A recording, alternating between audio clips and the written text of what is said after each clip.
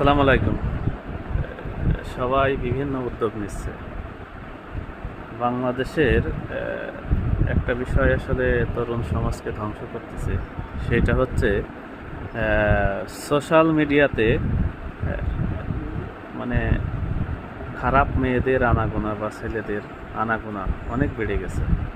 তাদের video content দেখলেই মনে হয় যে তারা বস্তির পোলাপান বা বস্তি থেকে উঠে আসছে। এখন শিক্ষিত সমাজ বা স্বাধীন দেশ যেটাই বলি না কেন, অবশ্যই যেহেতু সবারই পরিবার পরিজন আছে, ধর্ম আছে, এদিক থেকে বিবেচনা করে এদের যে কেউ বা যারা পারেন এদেরকে প্রতিহত করেন। তারা মার্জিত কন্টেন্ট তৈরি করে, কোনো সমস্যা নেই, শিক্ষামূলক কন্টেন্ট তৈরি করে। কিন্তু তারা দেখা যায় যে মানে